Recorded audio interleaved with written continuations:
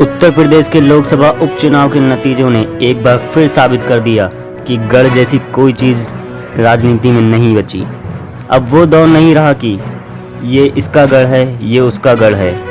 अब नेता इस मुगालते में ना रहें कि वह जिधर चाहे जनता उधर वोट कर देगी। यदि वह ऐसा सोचते हैं तो वह उनकी बड़ी भूल है।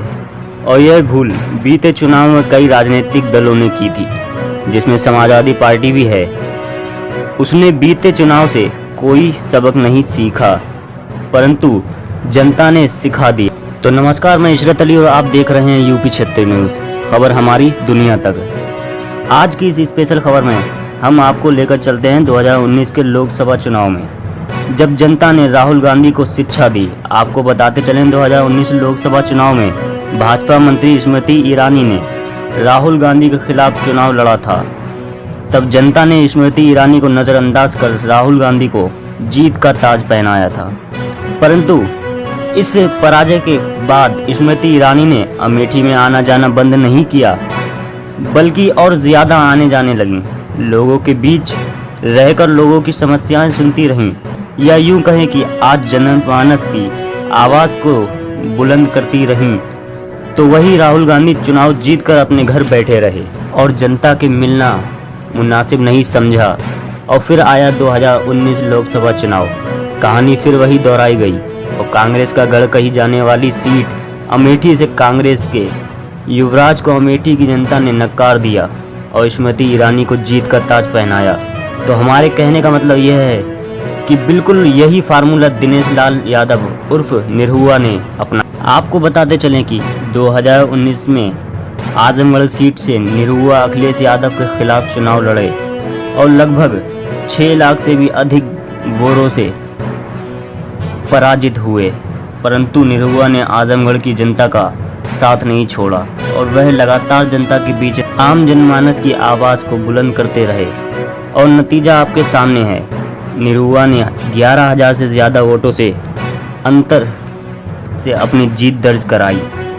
समाजवादी पार्टी ने समझा कि मुस्लिम व यादव बाहुल्य इलाके में, या यूं कहें कि अपने गढ़ में, वह आसानी से जीत जाएगी।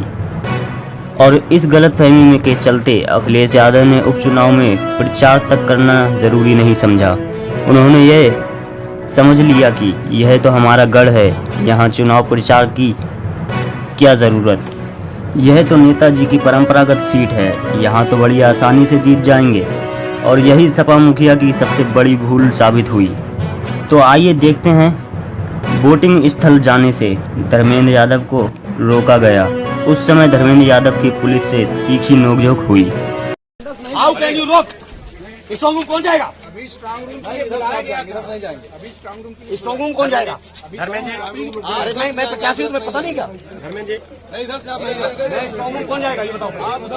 स्ट्रॉन्ग रूम कौन जाएगा ये बताइए। कर्मचारियों के लिए स्ट्रॉन्ग रूम कौन जाएगा भाई? आप हमारे बात कर रहे हैं, आप अपने अधिकारी से बात करिए। धर्मेंद्र यादव जी से यहाँ के जो अरे स्ट्रॉन्ग रूम खुल रहा है, उम्मीदवार को नहीं जाने दे रहे, क्या षड्यंत्र है आपका? क्यों नहीं जाने दे रहे भाई साहब? स्ट्रॉन्ग रूम कैसे जाने दोगे? कोई षड्यंत्र नहीं है। उपचुनाव में भाजपा की जीत के साथ ही मुख्यमंत्री ने ट्वीट कर बताया कि रामपुर लोकसभा सीट पर उपचुनाव में मिली विजय आदरणीय प्रधानमंत्री नरेंद्र मोदी जी के यशस्वी नेतृत्व एवं जन कल्याणकारी योजनाओं पर डबल इंजन की भाजपा सरकार के प्रति आम जन के विश्वास की मोहर है। साथ ही साथ उन्होंने ये भी कहा कि ये विजय भाजपा के यशस्वी नेतृत्व तथा समर्पित कार्यकर्ताओं के अथक परिश्रम व डबल इंजन की भाजपा सरकार द्वारा स्थापित सुशासन का सुफल है। रामपुर की जनता का हृदय की गहराइयों से आभार। तो वही सपा मुखिया अखिलेश यादव ने ट्वीट कर कहा कि भाजपा राज में लोकतंत्र की हत्या की क्रोनोलॉजी, नामांकन के समय चीरहरण, नामांकन निरस्त कराने का षड्यंत्र, प्रत्याशियों का दमन, मतदान से रोकने के लिए दल बल का दुरुपयोग, चुनी सरकारों को तोड़ना ही है आजादी के अमृतकाल का कड़वा सच। तो आइए दोस्तों देखते हैं सपा प्रत्याशी धर्मेंद्र यादव ने क्या कहा। सुबह से रोका जा रहा था, क्यों हमारे वोटर लिस्ट में नाम घटाए गए, क्यों हमारे हजारों कार्यकर्ताओं को रेड कार्ड दिए गए। मैं चाहता हूं मीडिया के लोग लोकतंत्र को मजबूत रखेंगे। हार जीत कोई बात नहीं, हार हुई हम स्वीकार कर रहे हैं, हम स्वीकार कर रहे हैं। लेकिन मीडिया के लोग आपसे कहूँगा चौथे स्तंभ के तौर पे आपको भी अपनी जिम्मेदारी की सच्चाई से निर्वहन करना पड़ेगा। हार एक स्टेज आएगी, हार का केवल दो, क्या हार का दो बिल्कुल सत्य था। आपके हिसाब से हार का क्या? अरे मुझे कोई शौक थोड़ी आप लोगों से मैं यहाँ पे इंटरव्यू देने के बाद यहाँ अंदर घुस रहा था, जो व्यवहार हुआ वो आप सबने देखा, आपके कैमरों में कैद है, उससे पूरा देश ने देखा है, कोई छुपी हुई चीज नहीं है। या ऐसा भी नहीं था कि मैंने कोई सिचुएशन ऐसी क्रिएट की हो।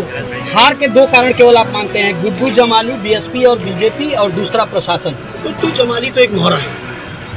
गुड्डू जमाली के बारे में मैंने पूरे चुनाव अभियान में कुछ नहीं कहा, क्योंकि मोहरा है। इनके बड़े खिलाड़ी लोग हैं जो राष्ट्रपति चुनाव में फैसला लिए हैं अभी 2 दिन पहले, और भी कई मौकों पे फैसला लिए हैं, 4 बार मुख्यमंत्री भी बने हैं। ये भी कहे कि सपा को हराने के लिए भाजपा को जिताना पड़े तो जिता दो। हाँ, हम लोग इतना बात का मैं कह सकता हूँ कि हम लोग उससे शायद अपने माइनॉरिटी के भाइयों को समझाने में असफल हुए, प्रयास बहुत किया, असफल हुए। लेकिन मैं आज उम्मीद करता हूँ इस परिणाम के बाद शायद हमारे माइनॉरिटी के साथियों के, भाइयों की, बहनों की जरूर आँख खुलेगी कि आखिर ये बहुजन समाज पार्टी जिन उम्मीदवार के साथ जिस तरह से चुनाव लड़ रही थी उसका रीजन क्या था। कम से कम आज आगे खुल जाए।